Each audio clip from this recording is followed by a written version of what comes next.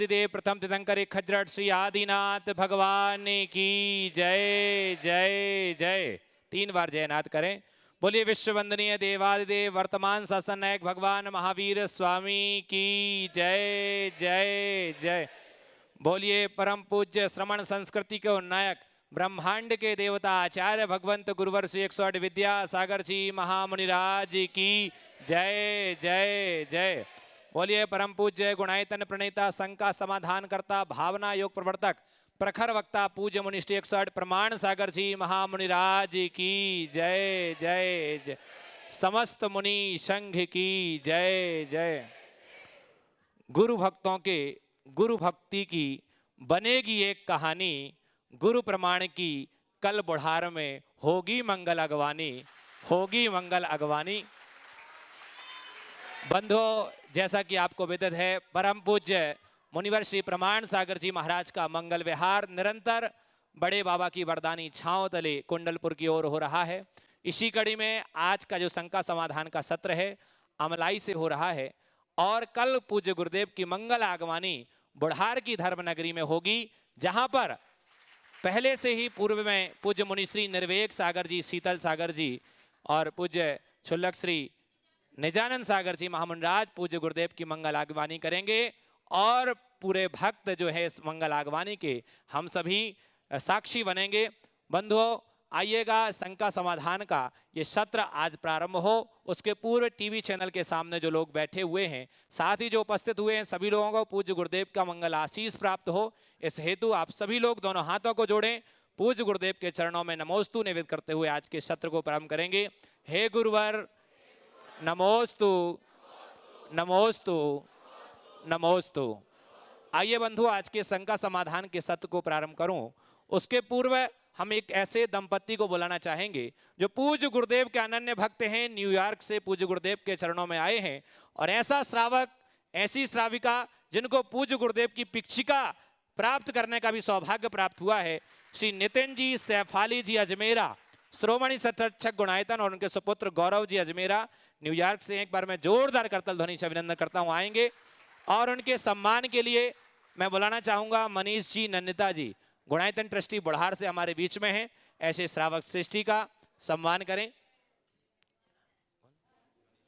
हाँ, मनीष जी, मोनिका, हाँ आ जाएंगे और एक बार जोरदार करतल ध्वनि से अभिनंदन कीजिएगा। श्रोमणी संरक्षक भी हैं और साथ ही साथ पूज्य गुरुदेव के अनन्य भक्त, साथ में शरद जी सरावगी जो निरंतर विहार में संघपति के रूप में चल रहे हैं और गुणायतन के ट्रस्टी भी हैं। आइएगा, बहुत जोरदार करतल ध्वनि से अभिनंदन कीजिएगा, पुण्य की अनुमोदना करें। बंधुओं, देखिएगा, हम देश में रह करके अपने व्रतों को पालें, लेकिन विदेश में रह करके भी जैनत्व के गौरव को बढ़ाने वाले ऐसे युगल दंपति और साथ ही हमारे उनके पुत्र गौरव जी आज निरंतर पूज्य गुरुदेव के मंगल विहार में भी चल करके इन्होंने अपने पुण्य का वर्धन किया है। इनके पुण्य की बहुत बहुत अनुमोदना करते हैं। आइएगा बंधुओं, शंका समाधान का सत्र आज प्रारंभ करते हैं। तो सर्वप्रथम पहले ही प्रश्न के लिए मैं नितिन जी सैफाली जी, गौरव जी अजमेरा, श्रोमणी संरक्षक गुणायतन न्यूयॉर्क से हैं, वो प्रथम प्रश्न पूज्य गुरुदेव के चरणों में रख करके आज के शंका समाधान के सत्र को प्रारंभ करेंगे। आ जाइए। नमोस्तु महाराज श्री, नमोस्तु नमोस्तु नमोस्तु। सभी शुल्लक जी को इच्छामि। महाराज श्री, मेरा प्रश्न कुछ व्यवस्था को बदलने का है। तो कुछ 4 साल पहले हम लोगों ने अमेरिका में स्वीडन की बनी हुई एक चक्की मंगवाई थी जिसमें आटा पिसता है, और उसकी किताब जो स्वीडन में लिखी है उसमें पहली 3 लाइन में लिखा है कि जो कोई भी धान है पिसा हुआ, अगर वो 3 दिन से ज़्यादा पिसा हुआ है तो उसके अंदर कोई भी न्यूट्रिशन नहीं है, वो सिर्फ एक मिट्टी की तरह खाने जैसा है, उसका कोई न्यूट्रिशन नहीं है। हमारे शास्त्रों में, हमारे खान पीन के शैली में आटे की मर्यादा 3 दिन ही बताई कि 3 दिन के अंदर वो उठ जाना चाहिए। समय की वजह से हम लोगों ने बदलकर आज थैलियों का आटा लाने लगे। इन थैलियों से हम वापस से उस छोटी सी 10 बाय 10 की इंच की चक्की को हमारे घर में कैसे लाएं और हमारे खान पीनों को कैसे बदलें, क्योंकि आज भारत आकर मेरे को लग रहा है कई बार कि मर्यादा का खाना नहीं मिल रहा है, और मेरी और शिफाली की अब आदत हो गई है कि हम लोग एक कटोरी आटा पीसने में 5 मिनट भी नहीं लगता उस मशीन में। तो हम कैसे बदलें कि वापस हम उस परिस्थिति में जैन घरों में तो जैन तरीके से भोजन मिल सके। बहुत सुंदर। सबसे पहले तो मैं चाहूँगा एक बार इस पूरे परिवार का जोरदार करतल ध्वनि से अभिनंदन करूँ। मैं अभिनंदन इसलिए नहीं करा रहा हूँ कि ये लोग अमेरिका से आए या गुनायतन के शिरोमणि संरक्षक हैं। मैं केवल इसलिए कह रहा हूँ कि ये लोग भले अमेरिका में बसे हैं पर इनके हृदय में पूरा जैनित्व भरा हुआ है। ये आचार विचार और व्यवहार से शुद्ध जैन श्रावक हैं। आपने सुन लिया कि ये मर्यादा का भोजन पसंद करते हैं, इससे ही आप इनकी चर्या और क्रिया का अनुमान लगा सकते हैं। आपने बहुत ही अच्छा सवाल किया है। आपने स्वीडन से अगर आटा चक्की मंगाई और उसमें लिखा कि 3 दिन के बाद आटा आटा नहीं है, वो मिट्टी है, तो लोगों में एक बात जानी चाहिए और हमें प्रमाद रहित होकर भोजन करना चाहिए और शुद्ध भोजन करना चाहिए। आज जो तरह तरह की बीमारियां आ रही है, इसकी मूल वजह ये है। फिर आजकल तो अब घरों में आटा पीसने का तो चलन ही ख़त्म होता दिख रहा है। अब तो पिसा पिसाया आटा लोग खरीद रहे हैं। क्या आशीर्वाद ब्रांड और क्या क्या है ना।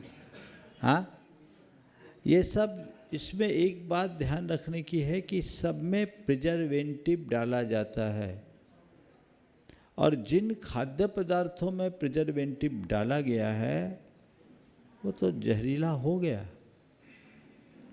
वो बेहद नुकसानदेह है, भांति भांति की बीमारियां। और एक बात और कहने की है कि बाजार का जो आटा होता है सबसे घटिया गेहूं का होता है। आप लोग तो सब बुंदेलखंड से संबद्ध लोग हो। मैंने बुंदेलखंड में देखा है, वहाँ मील क्वालिटी गेहूं सबसे हल्का गेहूं होता है और सबसे कम दाम का गेहूं होता है। उसको लोग बोलते हैं मील क्वालिटी गेहूं, टाइटल ही उसका। हाँ, पूरे बुंदेल जहाँ भी है। तो ये घटिया चीज़ क्यों खाइए, बढ़िया खाइए। एक जागरूकता होनी चाहिए, जैन जीवन शैली को अपनाने का उत्साह होना चाहिए। आज थोड़ा प्रमाद अगर हम छोड़ दें तो न केवल हम जैन आचार का पालन करेंगे अपितु अपने शरीर को भी दीर्घ काल तक स्वस्थ रख सकेंगे। इसलिए खान पान पर पूर्ण संयम रखना चाहिए। आपका ये प्रस्ताव बहुत अच्छा है। घर घर में चक्की रख सकते हैं, बहुत छोटी सी चक्की होती है और वो आपके लिए ज़्यादा उपयोगी है, ज़्यादा शुद्ध चीज़ उपलब्ध कराएगी। हाँ, सफाली आइएगा। सफाली तीनों का है। हाँ, नमोस्तु महाराज श्री, नमोस्तु नमोस्तु नमोस्तु। सभी क्षुल्लक महाराज श्री के चरणों में इच्छामि इच्छामि इच्छामि। महाराज श्री, आटे की चक्की तो है ही सही, उसके अलावा वहाँ पे कॉफ़ी ग्राइंडर की भी मशीन आती है। कॉफ़ी ग्राइंडर आता है, उसमें मसाले भी बहुत आसानी से पिस जाते हैं और थोड़ी थोड़ी सी क्वांटिटी में। छोटी छोटी फैमिलीज़ होती हैं तो बहुत लोग वहाँ पे ये कर रहे हैं, तो ये बहुत अच्छी बात है। तो यहाँ पर भी बहुत आराम से किया जा सकता है। और मेरा प्रश्न ये है महाराज श्री कि जैसे एनआरआई हमारी जैसे एनआरआई प्रामाणिक पाठशाला हुई, अपनी भारत की प्रामाणिक पाठशाला हुई, तो इनमें जो बच्चे बहुत इंटरेस्ट से हर चीज़ करते हैं, मतलब पाठशाला तो अटेंड करते ही हैं, उसके अलावा सारी एक्टिविटीज़ करते हैं, हमारे जितने भी स्पेशल प्रोग्राम्स होते हैं उसमें पार्टिसिपेट करते हैं बढ़ चढ़ कर, तो इन बच्चों का भविष्य आपको कैसा नज़र आता है महाराज श्री? देखिए बहन जी, प्रामाणिक समूह की बहुत सक्रिय सदस्य हैं और पूरी प्रामाणिक पाठशाला के संचालन में इनका पूरा योगदान है। और एनआरआई पाठशाला जो प्रामाणिक पाठशाला, उसकी तो पूरी कर्ता धर्ता यही है।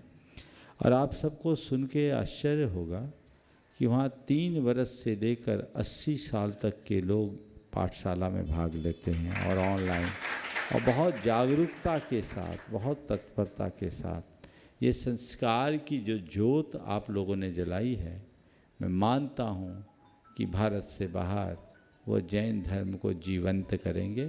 और आपने पूछा इन बच्चों का भविष्य क्या होगा, मैं उन्हें अच्छे श्रावक के रूप में देख रहा हूँ। वो दुनिया में जहाँ भी रहेंगे उनके अंदर श्रावकपना होगा।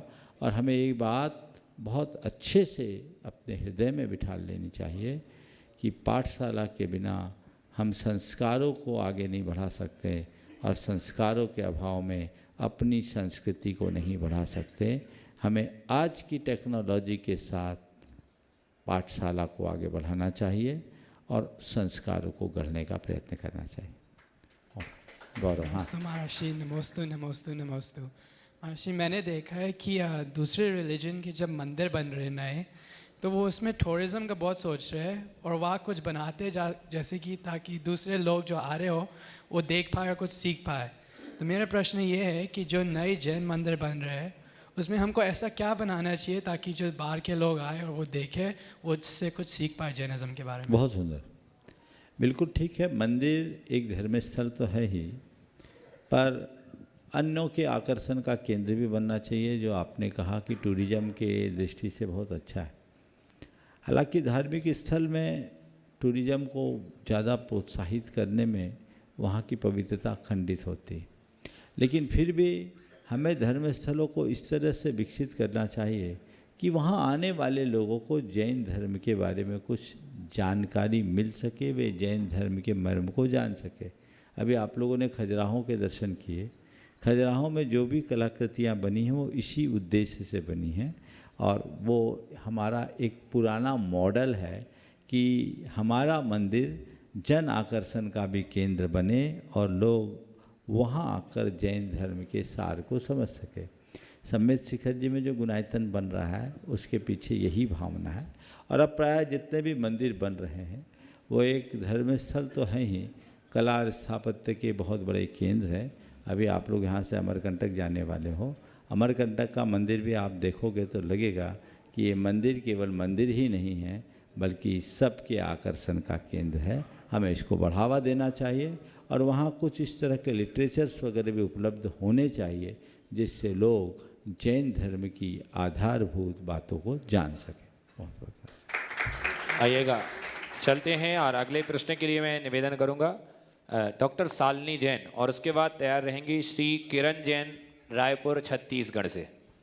डॉक्टर शालिनी जैन और तैयार रहें श्री किरण जैन रायपुर छत्तीसगढ़। नमोस्तु नमोस्तु नमोस्तु महाराज जी। छुल्लक जी को इच्छामी इच्छामी इच्छामी। महाराज श्री, मैं बेहोशी की डॉक्टर हूँ और मेरे हस्बैंड हड्डी के डॉक्टर हैं। हमारा हॉस्पिटल है बुढ़ार में, तो प्रतिदिन हमारे हॉस्पिटल में 2 से 3 ऑपरेशन होते हैं। तो ऑपरेशन के पूर्व में भक्तांबर पाठ स्टार्ट कर देती क्योंकि थोड़ा बहुत टेंशन तो हमेशा ही रहता है। तो क्या ऐसा करना उचित है? क्योंकि ऑपरेशन थिएटर में कई तरह की अशुद्धि भी रहती हैं, जैसे ब्लड, पस या यूरिन या स्टूल भी रहता है, तो क्या ऐसा करना उचित है? भगवान का नाम तो लिया ही जा सकता है। अब भगवान का नाम नहीं लेंगे, बिना दुआ के दवा काम कैसे कर सकती? हाँ, कोई बाधा नहीं है, कर सकते। नमस्ते नमस्ते। श्री किरण जैन रायपुर छत्तीसगढ़ से और उसके बाद तैयार रहेंगे प्रोफेसर SK जैन, श्रीमती रजनी जैन बुढ़ार से।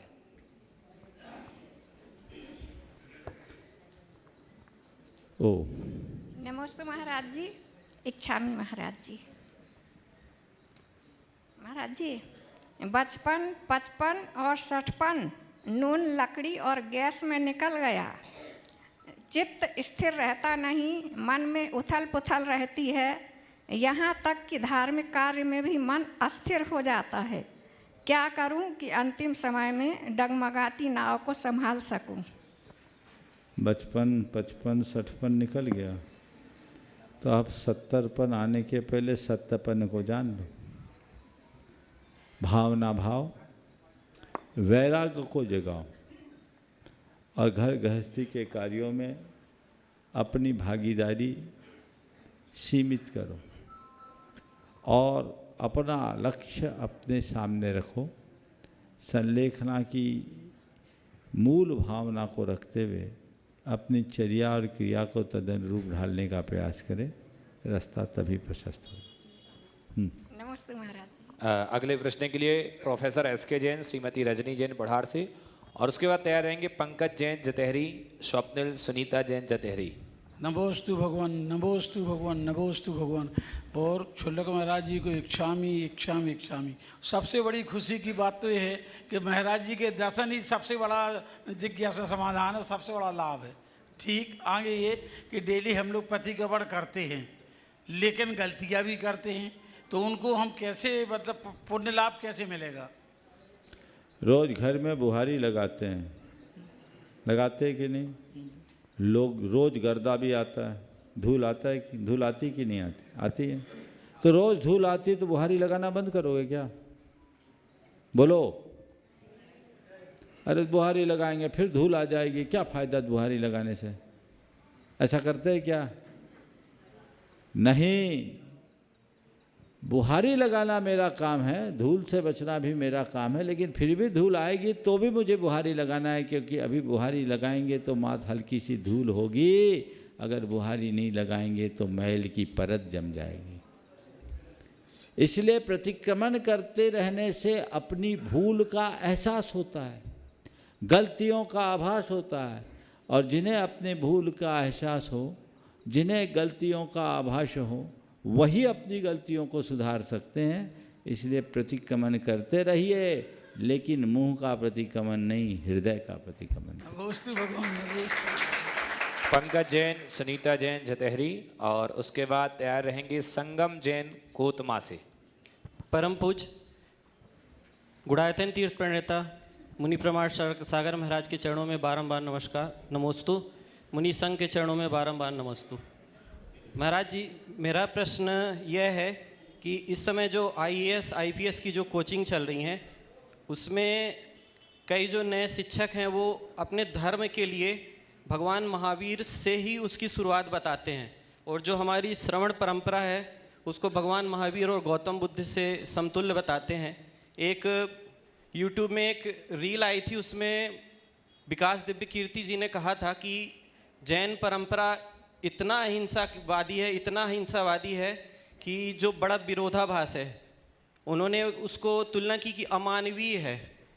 उनका उदाहरण इस तरीके का था कि ये जो इन्होंने कृषि इसलिए छोड़ी क्योंकि उसमें हिंसा होती है, और उनका ये तर्क था कि हिंसा अगर दूसरा व्यक्ति कोई कृषि कर रहा है, फसल और फलों की खेती कर रहा है, तो अगर वो हिंसा का भागीदार वो है तो खाने वाला भी उतना ही भागीदार है।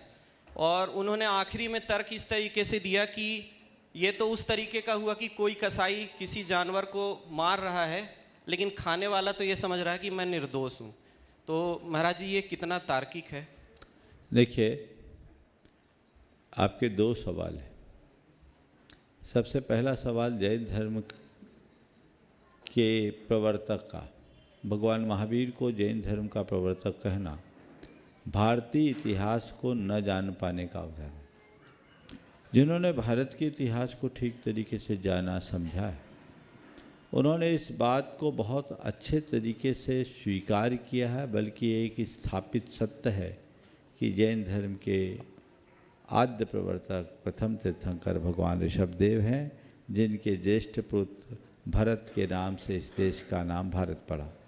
अभी भी UPSC में यही पढ़ाया जाता है। UPSC की परीक्षा में जैन धर्म के संस्थापक के रूप में भगवान ऋषभदेव को मान्य किया है। फिर भी बहुत सारे लोग जिन्होंने इतिहास को ठीक तरीके से समझा नहीं, अथवा सांप्रदायिक अभिनिवेश रखने के कारण जानबूझकर जैन धर्म के अतीत को भगवान महावीर से जोड़ते हैं, जबकि जैन धर्म अत्यंत प्राचीन है। डॉक्टर राधाकृष्णन ने जैसे विद्वानों ने बड़े स्पष्ट शब्दों में लिखा कि जैन धर्म वेदों लिखित होने पर भी वेद पूर्व है। प्राग वैदिक काल से जैन धर्म का अस्तित्व रहा है, और हड़प्पा मोहनजोदड़ो के उत्खनन से प्राप्त अवशेषों में जैन धर्म की पुष्टि मिलती है। न केवल जैन धर्म की, अपितु भगवान ऋषभदेव का भी प्रमाण मिलता है, जिसके आधार पर ये बात स्थापित हुई है कि जैन धर्म के आद्य प्रवर्तक भगवान ऋषभदेव थे। चूँकि ये प्रश्न है बीच बीच में कई बार आता है, मैंने पहले भी इस पर विस्तार से चर्चा की, पर मैं सोचता हूँ आज पुनः इस पर थोड़ी सी चर्चा हो जानी चाहिए। मैं किसी धर्म के प्राचीन होने से उसे उपयोगी और किसी के नवीन होने से अनुपयोगी नहीं कहता, नए और पुराने के विवाद में मैं नहीं पड़ना चाहता, लेकिन मैं इतना जरूर कहना चाहता हूँ कि किसी भी धर्म, किसी भी संस्कृति, किसी भी परंपरा के इतिहास को विलोपित नहीं करना चाहिए, उसे ठीक तरीके से प्रस्तुत किया जाना चाहिए। जैन धर्म के इतिहास के विषय में मैं इतना कहूँगा कि किसी भी परंपरा के इतिहास को 3 सिरों से जाना जा सकता है: साहित्य, पुरातत्व और अभिलेख। साहित्यिक दृष्टि से जब हम विचार करें तो भारत में उपलब्ध साहित्य में सबसे प्राचीन साहित्य ऋग्वेद माना जाता है। ऋग्वेद के अनेक ऋचाओं में भगवान ऋषभदेव का उल्लेख है, उनका स्तुतिपरक उत्कीर्तन किया गया है। डॉक्टर गोकुल प्रसाद जैन के कथनानुसार ऋग्वेद के 141 ऋचाओं में भगवान ऋषभदेव का स्तुतिपरक वर्णन है। तो भगवान ऋषभदेव का ऋग्वेद में और अन्य वेदों में उल्लेख होना भगवान ऋषभदेव की प्राचीनता का द्योतक है। इसके अलावा अथर्ववेद, यजुर्वेद आदि में भी भगवान ऋषभदेव और अन्य कुछ तीर्थंकरों का उल्लेख है। और अन्य अनेक पुराणों में वराह पुराण, कुरु पुराण, मार्कंडेय पुराण, विष्णु पुराण और स्वयं भागवत में भगवान ऋषभदेव का उल्लेख होना हमारे भगवान ऋषभदेव की प्राचीनता को प्रकट करता है। बौद्ध साहित्य में भी भगवान ऋषभदेव का उल्लेख मिलता है।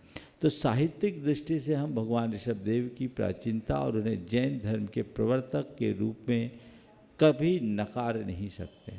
दूसरा है पुरातत्व, जिसकी भी मैंने चर्चा की। हड़प्पा और मोहनजोदड़ो के उत्खनन से प्राप्त अवशेष। मोहनजोदड़ो जो पाकिस्तान के लड़काना डिस्ट्रिक्ट में 1910-11 के बीच उसकी खुदाई हुई। मोहनजोदड़ो का अर्थ है मुर्दों का टीला। उस स्थान के उत्खनन से अवशेष प्राप्त हुए। अनेक उसमें मुद्राएं प्राप्त हुई। उसमें FGH 449 नाम का जो फलक है, उस फलक में भगवान ऋषभदेव की कायोत्सर्ग मुद्रा, उनका चिन्ह, बैल स्पष्ट रूप से अंकित है। उस समय भारतीय पुरातत्व विभाग के तात्कालिक निदेशक मिस्टर राम प्रसाद चंद्रा, उन्होंने अपने शोध में सिंध 5000 से गो इसमें इस बात को स्पष्ट रूप से लिखित किया है कि ये भगवान ऋषभदेव का ही ये मुद्रा भगवान ऋषभदेव की है। इसी प्रकार हड़प्पा से एक नग्न मानव धड़ मिला, जिनके दोनों हाथ नहीं, दोनों पैर नहीं और सिर नहीं, बाकी बीच का शरीर है और उसमें उनका दिगंबरत्व रूप पूरी तरह दिखता है। इसके ऊपर डॉक्टर TN रामचंद्रन, जो उस समय के अपने काल के पुरातत्व विभाग के डायरेक्टर जनरल थे, उनका एक शोध ग्रंथ है हड़प्पा एंड जैनिज्म। उसमें उन्होंने इस बात को स्पष्ट रूप से उल्लिखित किया कि ये भगवान ऋषभदेव की मूर्ति है। और ऐसी की ऐसी मूर्ति पटना के पास लोहानीपुर से ईसा पूर्व 2री शताब्दी में प्राप्त हुई।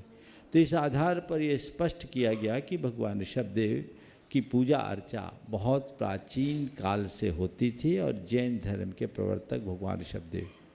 बहुत लोगों ने इसमें लिखा, आपको इसके विषय में विशेष जानना है तो हमारी एक कृति है जैन धर्म और दर्शन, आप उससे इसका पूरा, उसमें एक अध्याय है जैन धर्म के इतिहास के विषय में, आप उसमें सब प्रमाण विस्तार से वर्णन देख सकते हैं। इसी प्रकार अभिलेखीय साक्ष्य की जहाँ तक बात आती है तो अभिलेखीय साक्ष्य में उड़ीसा में खंडगिरी उदयगिरी कुमारी पर्वत पर एक 84 पंक्ति का शिलालेख है, जो उस समय राजा एल खारवेल ने लिखाया था। राजा एल खारवेल ने ये जो शिलालेख लिखा ईसा पूर्व 2री शताब्दी का शिलालेख है। उसका शुरुआत नमो अरहंतानम नमो सब्ब सिद्धानम से है। उस शिलालेख में ऐसा बताया गया कि कलिंग में कलिंग जिन के नाम से भगवान ऋषभदेव की एक अत्यंत प्राचीन प्रतिमा थी। उस प्रतिमा को कलिंग लोग कलिंग जिन के नाम से पूछते थे। और उस समय नंद वंश का राजा नौमा नंद था, वो कलिंग पर जब चढ़ाई किया तो ऋषभदेव की प्रतिमा को वहाँ से लेकर मगध में लेके स्थापित कर दिया। नंदवंशी राजा भी जैन थे। तो मगध में जब स्थापित किया और कलिंग में ऐसा कोई प्रतापी राजा नहीं आया जो उन प्रतिमा को वापस ले सके। लगभग 200 वर्षों बाद कलिंग में एक एल खारवेल नाम का महाप्रतापी सम्राट हुआ, जिसे चक्रवर्ती की उपमा दी गई। उसे जब मालूम पड़ा कि हमारी धरोहर को मागधों ने हर लिया है, तो वो सैन्य आक्रमण किया मगध पर, और उस समय मगध की राजधानी उज्जैनी से हटकर पाटलिपुत्र आ गई थी। और पाटलिपुत्र का राजा उस समय पुष्यमित्र था। उसने पुष्यमित्र पर चढ़ाई की और चढ़ाई करके वापस से उस मूर्ति को अब उत्सव पूर्वक ले गए और वहाँ पर ले जाकर उसने एक बहुत बड़ा उत्सव किया जिसमें 200 योजन के मुनियों को आमंत्रित किया। उसका पूरा उल्लेख उसमें, और इसलिए ये अभिलेखीय साक्ष्य इस बात का प्रमाण प्रस्तुत करते हैं कि भगवान महावीर के काल में भी भगवान ऋषभदेव की पूजा अर्चा होती। इसी के आधार पर इंडियन फिलॉसफी में डॉक्टर राधाकृष्णन ने ये बात लिखी कि जैन धर्म वेदोल्लिखित होने पर भी वेदपूर्व है। तो ये स्पष्ट प्रमाण है जो साफ शब्दों में कहते हैं कि भगवान ऋषभदेव जैन धर्म के स्थापक थे और एक ऐसे महापुरुष थे जिन्हें जैनियों के साथ वैदिकों ने भी बहुत सम्मान के साथ स्मरण किया है। तो ये जैन धर्म के इतिहास की बात है।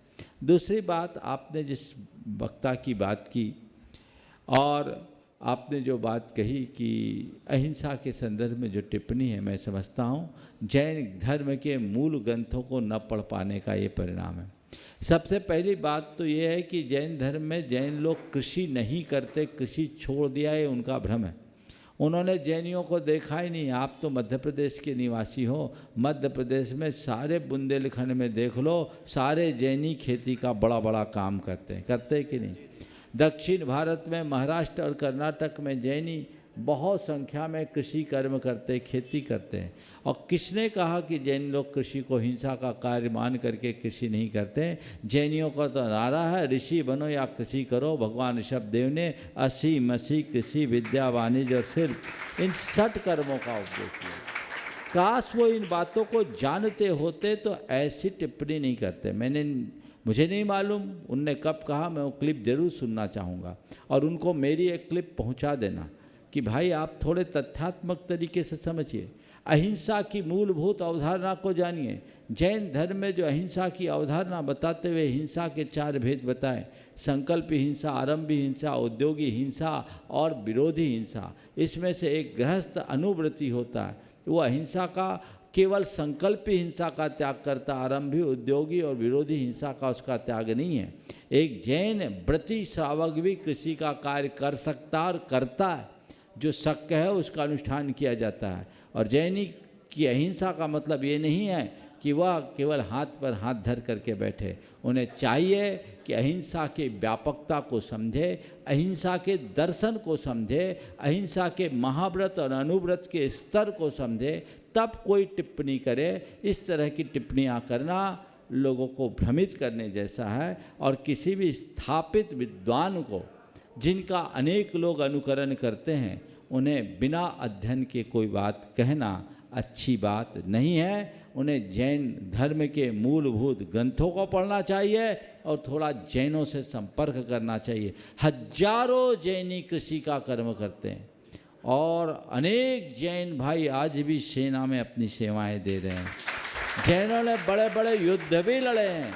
जैनों की अहिंसा को ठीक तरीके से समझने की ज़रूरत है। जब तक ऐसा नहीं समझेंगे और इस तरह की टिप्पणियाँ होगी, वो अच्छी बात नहीं कही जा सकती।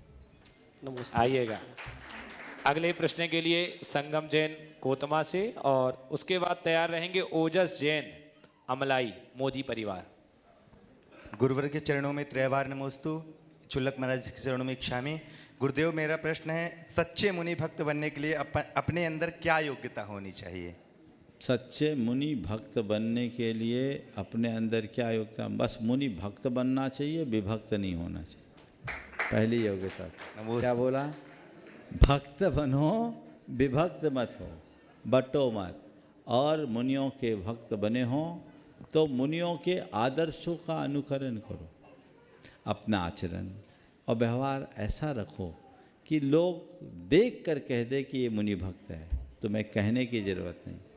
मुझे तब थोड़ा सा अटपटा सा लगता है कि मुनि भक्त लोग मुनि भक्ति तो करते हैं, पर जिस मुंह से जयकार बोलते हैं उसी मुंह में गुटखा भरे रहते हैं।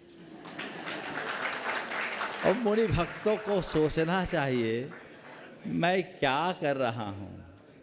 तुम मुनि भक्त हो तो क्या कर रहे हो। ध्यान रखना, तुम अगर गुरु को पसंद करते हो तो उसे ही पसंद करो जिसे गुरु पसंद करते हैं।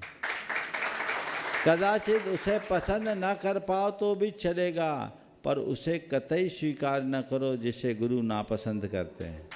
समझ गए? तो तुम्हारा जीवन आगे बढ़ेगा। आगे बढ़ो, अपने आचरण को कसो, पवित्रता लाओ, जिसे देखकर लोग तुमसे गर्व करें, तुम पर गर्व करें। नमोस्तु। ओजस जैन अमलाई से, और उसके बाद तैयार रहेंगी निशा जैन बुढ़ार। महाराज जी के चरणों में त्रैवार नमोस्तु।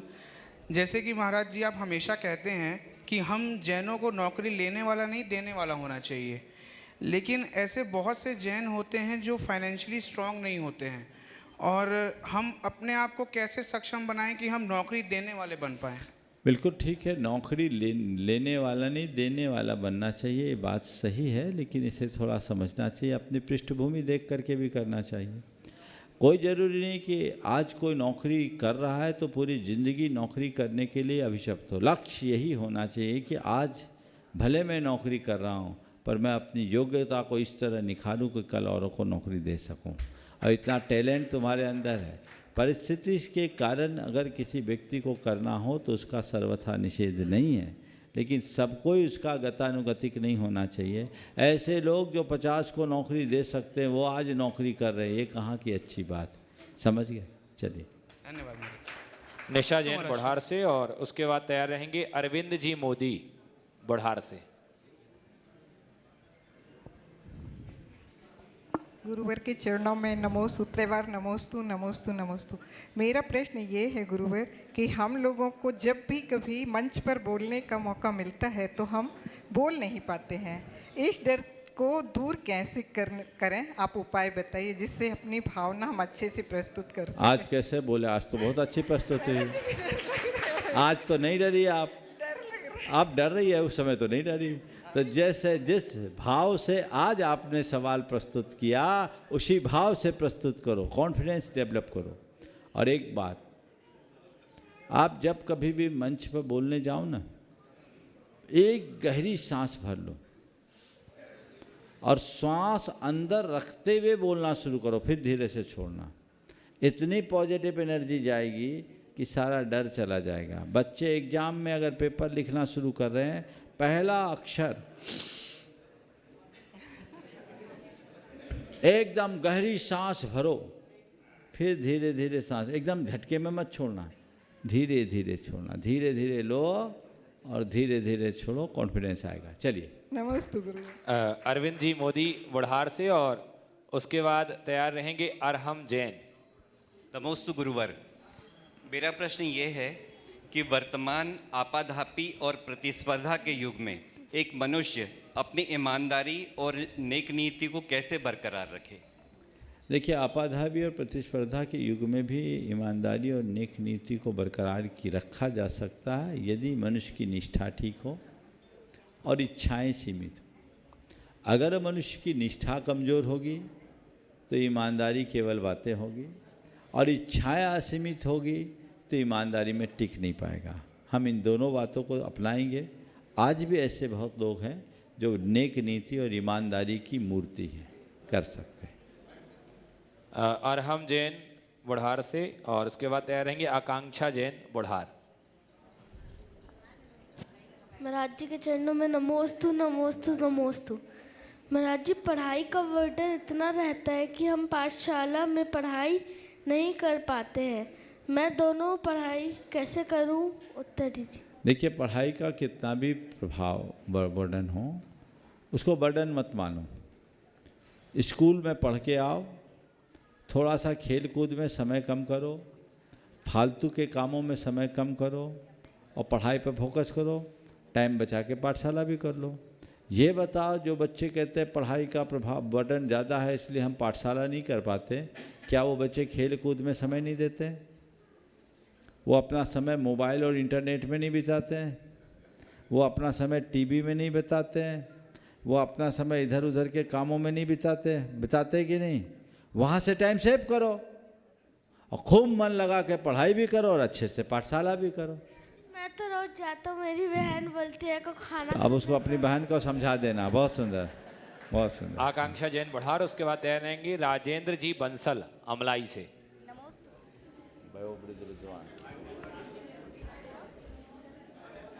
ओम बोलिए।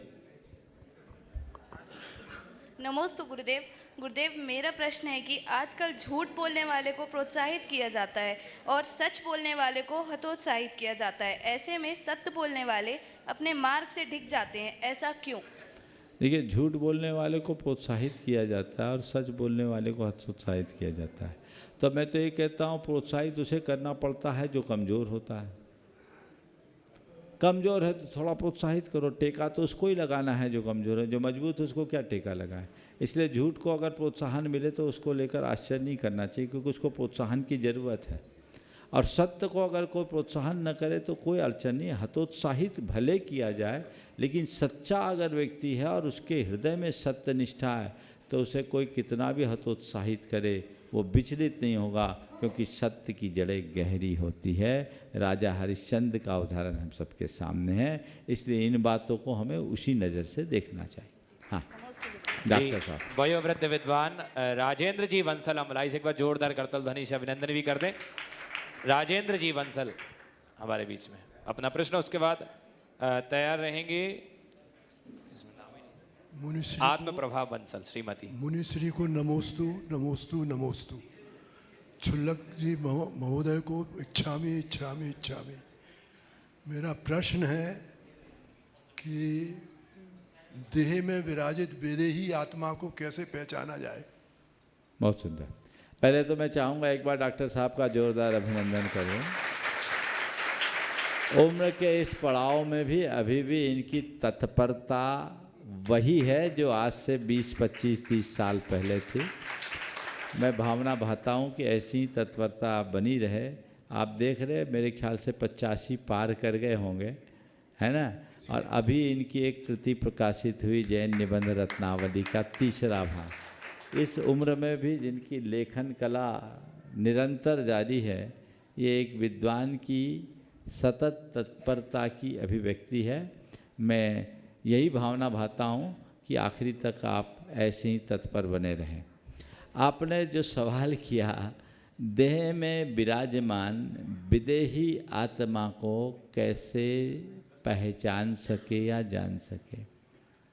देखिए, देह में जो आत्मा है वो अमूर्त है, उसे मूर्त रूप में हम प्रकट नहीं कर सकते, पर उसके लिए हमें सबसे पहले श्रद्धा करना होगा और फिर उसकी भावना भानी होगी, तब उसका हम अनुभव कर सकेंगे।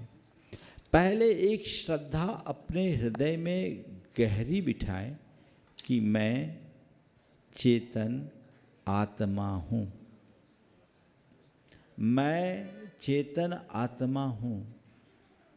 फिर उसको हम बार बार दोहराएं, मैं चेतन आत्मा हूँ, मैं चेतन आत्मा हूँ, मैं चेतन आत्मा हूँ। फिर आप उसका अनुभव करने में समर्थ होंगे। मनोविज्ञान भी यही कहता है, बिलीव, आस्क एंड एक्वायर। आप वो बिलीव करो, विश्वास करो, फिर मांगो और महसूस करो। तो हम आत्मा हैं, ये श्रद्धा गहरी बैठनी चाहिए। इसी का नाम सम्यक दर्शन, इसी का नाम भेद विज्ञान है। और निरंतर ऐसी भावना भाने से श्रद्धा को अनुभूति मिलती है। तो हम श्रद्धा को अनुभूति प्रदान करने के लिए आगे बढ़ें, विश्वास जगाएं, भावना भाएं, तब वो अनुभूति हो पाएगी। श्रीमती आत्मप्रभा बंसल अमलाई, और उसके बाद तैयार रहेंगी श्रीमती स्वाति जैन अमलाई मोदी परिवार। महाराज जी के चरणों में बारंबार नमोस्तु, क्षुल्लक जी के चरणों में इच्छामि। महाराज जी मुझे ना मरने से बहुत डर लगता है, जैसे बुखार आ जाए या कुछ भी आ जाए तो ये लगता है मैं मर जाऊंगी, तो उसका थोड़ा समाधान कीजिए। आज से एक आशीर्वाद लेके जाओ, आप कभी नहीं मरोगे और आप मर ही नहीं सकती। कौन मरता है? शरीर। जब मेरा जन्म ही नहीं हुआ तो मैं मरूंगी कैसे? तो भ्रम हटाओ, मरेगा कोई और, मैं नहीं मरूंगी, फिर डर कैसा? न मे मृत्यु कुतो भीति न मे व्याधि कुतो व्यथा, ना हम बालो न वृद्धो हम न युवे तानि पुद्गले। ये सत्य है ना? तो जो पढ़ा सुना है उसको आत्मसात कर लो। डर खत्म, अब मैं नहीं मरूंगी। बोलो, मैं नहीं मरूंगी। अब मैं ही मरूंगी। मैं नहीं मरूंगी। मैं अमर हूँ। महाराज जी समझती हूँ फिर भी नहीं, ये भावना भाव, मैं अमर हूँ। जी। अमरो हम, अजरो हम, अविनाशी हम। समझ गए? बार बार दोहराओ, डर दूर हो जाएगा। नमस्ते महाराज। चलिए, श्रीमती स्वाति जैन अमलाई से हैं, तो उनका प्रश्न ले रहे हैं। हालांकि ये प्रश्न परसों पूछा है, चलिए पूछ लीजिए श्रीमती स्वाति जैन। और उसके बाद के चरणों में नमोस्तु नमोस्तु नमोस्तु। सभी क्षुल्लक महाराज श्री के चरणों में इच्छामी इच्छामी इच्छामी। महाराज श्री, हम सभी की जिज्ञासा ये है कि छोटी समाज को अपने भावों की विशुद्धि किस प्रकार और कैसे बढ़ानी चाहिए कि हमें भी गुरुओं को सानिध्य और समागम मिलता रहे, जिससे कि हम अपने बच्चों को भी वो संस्कार दे पाएँ। देखो, ये बात तो बिल्कुल सही, सबको ये भावना भानी चाहिए कि हमको गुरुओं का समागम मिले, पर इतने गुरु भी नहीं है कि सब गांव में समागम मिले। पहला काम तो ये करो कि सब अपने बच्चों को ऐसे संस्कारित करो कि वो दीक्षा ले, ताकि गुरुओं के समागम मिले। पर मुझे मालूम है ये शायद उतना प्रैक्टिकल नहीं होगा, पर एक प्रैक्टिकल मैं बता देता हूँ। गांव के लोग चाहते हैं मेरे गांव में गुरु आए, बहुत उत्तम है, पर कदाचित गुरु ना आ पाए तो गुरु के चरण में तो आप जा सकते हो। तो जहाँ उनका समागम हो वहाँ जाके लाभ लो। महाराज जी, एक शंका छोटी सी और है कि जैसे स्वाध्याय को परम तप माना गया है, तो आप भी भेद विज्ञान कहते हैं कि शरीर और आत्मा अलग अलग है, तो जो लोग आप और भी हैं जो स्वाध्याय करते हैं और भेद विज्ञान करते हैं, हम श्रावक जन, तो वो मुनियों को क्यों मुनियों का आदर क्यों नहीं करते, वो उनका सम्मान क्यों नहीं करते हैं? जो लोग स्वाध्याय करते हैं मुनियों का सम्मान क्यों नहीं करते? जो सही स्वाध्याय करते हैं वो मुनियों का जरूर सम्मान करेंगे, और जो केवल किताब पढ़ते वो क्या करेंगे? वो अहंकार पालेंगे। नमस्ते। आइए अगले प्रश्न के लिए कृति जैन, पिता श्री अरविंद जी राजा, गुणायतन सेवायतन मंत्री, गुणायतन ट्रस्टी, परिवार सहित पूज्यवर के चरणों में आए हैं जबलपुर से। पहुंचाओ। और उसके बाद तैयार रहेंगे हमारे विहार के संयोजक और पूरे साथीगण, अपना प्रश्न पूज्यवर के चरणों में रखेंगे, पहुंचेंगे शीघ्रता से। बोलो, माइक दो भाई, पीछे माइक पहुंचाओ, एकदम पीछे। चलो जब तक बिहार वाले कर लो। हाँ, बिहार वाले पहले कर लें। पीछे माइक पहुंचाओ। शरद जी सरावगी, गोल्डी भैया और अक्षय, तापस जी, विक्की भैया अंबिकापुर और जीतू भाई कोलकाता, सभी लोग। हाँ, इसके बाद हाँ। अच्छा, आप वहीं से कर रहे क्या? चलो बोलिए, आप बोलिए। हाँ, गुरुवर के चरणों में नमोस्तु नमोस्तु नमोस्तु। सभी महाराजियों के चरणों में इक्षामी इक्षामी इक्षामी। गुरुवर, अभी प्रश्न तो है नहीं, खुशी बहुत है, बहुत दिन से हम आने की उसमें थे, पर कुछ ना कुछ कहीं ना कहीं कुछ कमी थी हमारी भक्ति में जो हम आ नहीं पा रहे थे। आपका बिहार जब से शुरू हुआ था तब से हम लोग का चल रहा था कि आना है आना है आना है। अब जाके मिला है तो प्रश्न नहीं है, बस शब्द में बयान नहीं कर बहुत सकते। सुंदर आशीर्वाद। चलो इधर बोलो, बहुत बढ़िया।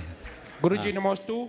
हाँ, हम लोग काफ़ी समय से आपका बहुत ही सुंदर ढंग से आपके आशीर्वाद से बिहार करा रहे हैं, और एक बात स्मरण कराना चाहता हूँ, इस बिहार की जो हम लोग की मन में अनुभूति भरी थी, मनोज जी कनोज जो हमारे बीच नहीं है, परंतु उनकी पत्नी ने आपको नमोस्तु नमोस्तु कहा है। गुरुजी, आज कार में आते समय जब आपके बिहार में हम लोग बात कर रहे थे तो एक बात हो गई, एक ने बोला शाबाशी, एक ने बोला शाबाशी देंगे, एक ने बोला आशीर्वाद देंगे। तो मेरा प्रश्न ये है, आशीर्वाद और शाबाशी में क्या अंतर है? अच्छा सवाल। देखो, आशीर्वाद और शाबाशी, अगर दोनों शब्दों को देखें तो दोनों शब्दों में जमीन आसमान का अंतर है। आशीर्वाद संस्कृत का शब्द है। आशीर यानी कल्याण सूचक वचन को आशीर्वाद कहते हैं। जो तुम्हारे जीवन के उत्थान का आधार बने, जो तुम्हारे जीवन की उन्नति और प्रगति का आधार बने, वो आशीर्वाद है। शाबाशी मेरे ख्याल से उर्दू शब्द है। शाबाशी देना अर्थात किसी के कार्य की सराहना करना। तुमने कोई अच्छा कार्य किया, तुम्हें सराहना मिली। हो सकता है शाबाशी से तुम्हारे मन में अहंकार भी पले, पर आशीर्वाद से अहंकार पलेगा नहीं, मिटेगा। इसलिए बोलो क्या चाहते हो, शाबाशी की आशीर्वाद? आशीर्वाद गुरुजी, आशीर्वाद गुरुजी। मैंने पहले ही बोल दिया था कि आप आशीर्वाद क्या आकांक्षी हैं। बोले परम पूज्य मुनि श्री प्रमाण सागर जी महाराज की। हाँ, एक सवाल एक और है निखिल का, बोलो। हाँ महाराज श्री, कभी कभी हम अपने बहुत करीबी लोगों की भावनाओं को समझ नहीं पाते। आँख के एकदम पास रखकर किताब को पढ़ना बड़ा कठिन होता है। महाराज जी, मेरा कहना ये है, खुशी देने वाले अपने नहीं होते, लेकिन दर्द देने वाले हमेशा अपने ही क्यों होते हैं? बहुत सुंदर।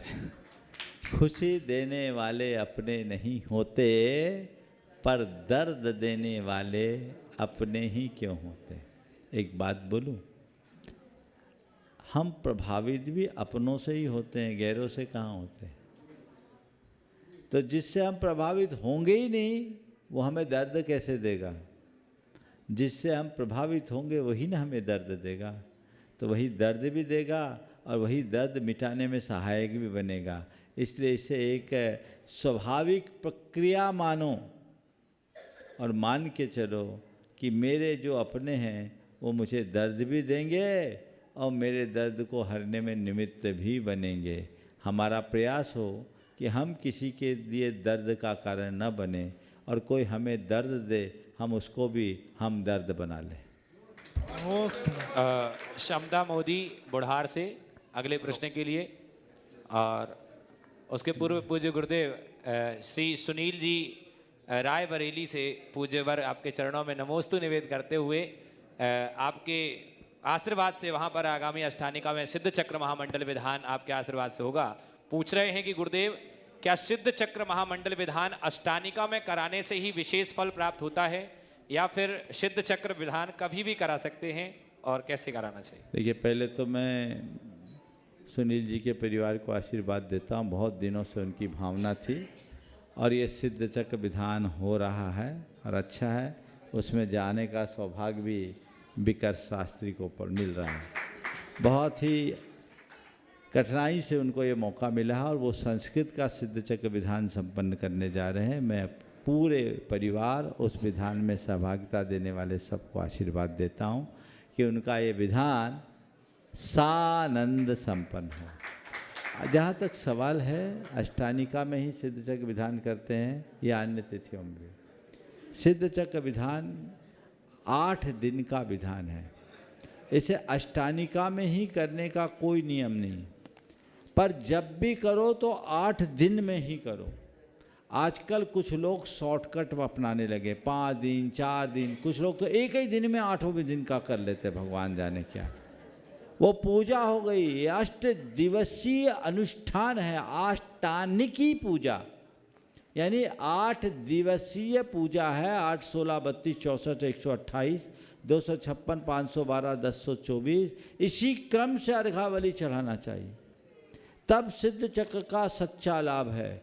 जो लोग उसको शॉर्ट करते हैं वे अपने अनुष्ठान को एक प्रकार से खंडित कर देते हैं। अगर तुम्हारे पास समय कम है, दूसरा विधान कर लो ना। सिद्ध चक्र करना है तो उसको उसी रीति से करो, कभी भी कर सकते हैं। जहाँ तक अष्टानिका का सवाल है, अष्टानिका सबसे मंगल का माना जाता है। आप लोग बोलते हैं सरब पर्व में बड़ो 28 पर्व है, तो सब पर्वों में 28 पर्व को बड़ा पर्व माना जाता है। तो ये महापर्व है, तो इसमें द्रव्य क्षेत्र काल भाव की विशेष शुद्धि हो जाती है, इसलिए अष्टानिका में विशेष होता है, लेकिन कोई ज़रूरी नहीं कि आप अष्टानिका में ही करें, पर जब भी करें उसको अष्टानिका जैसा बना दे, 8 दिन का करें। हाँ, क्षमता मोदी बुढ़ार से, और उसके बाद तैयार रहेंगी आयुषी सरावगी, सुपुत्री शरद जी सरावगी कटनी से। नमोस्तु गुरुदेव, नमोस्तु गुरुदेव, नमोस्तु गुरुदेव। ऐसा कहा जाता है गुरुदेव कि समय से पहले और भाग्य से ज़्यादा किसी को कुछ नहीं मिलता। मेरा प्रश्न यह है गुरुदेव कि उस सही समय का पता हमें कैसे पता चलेगा और हम धैर्य कैसे धारण करें उस समय का इंतज़ार करते हुए? उस समय का पता कैसे चलेगा, तो अगर मुझसे पूछो तो मैं कहूँगा जब भाग आएगा तभी चलेगा। तो ये सवाल तो बड़ा उलट जाएगा। मैं तो ये कहता हूँ, हमें एक विश्वास रखना चाहिए कि संसार में जो है जैसा है सब महज संयोग है। अच्छा है तो भी, बुरा है तो भी, संयोग संयोग के अधीन है, मेरे अधीन नहीं। मैं अच्छे को भी अच्छा मानूं और कदाचित बुरा आए तो उसे भी अच्छा मान करके समभाव रखूं, तो हमारे हृदय में न अधीरता होगी न आकुलता। लोग चाहते हैं कि चीज़ें मेरे अनुकूल वर्ते, पर न भूतो न भविष्यति। चीज़ें हमारे अनुकूल हो ऐसा हो नहीं सकता।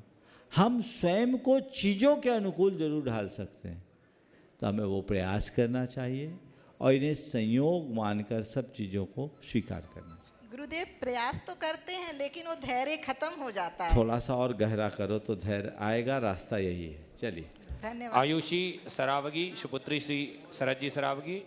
नमोस्तु महाराज उसके जी, बाद इच्छामी महाराज जी। महाराज जी, मेरा प्रश्न ये है कि हम अपने जीवन काल में अपने छोटों से भी सीखते हैं, बड़ों से भी सीखते हैं और अपने साथियों से भी सीखते हैं, तो हर समय यह सीखने की भावना कैसे रखें, और अगर कोई कार्य हमें थोड़ा सा भी आता हो तो उससे उत्पन्न होने वाला अहंकार से कैसे बचें? बहुत अच्छा सवाल। सीखने की वृत्ति कैसे बनाए और उपलब्धियों में अहंकार से कैसे बचे, बहुत अच्छा सवाल। देखिए, जिज्ञासु वृत्ति होनी चाहिए। मैं तो आज भी छोटे से बच्चे से भी कुछ सीखता हूँ। कोई अच्छी बात अगर कोई बोलता है तो मैं उसे नोटिस करता हूँ, नोट करूँ या ना करूँ, दिमाग में फीड जरूर कर लेता हूँ।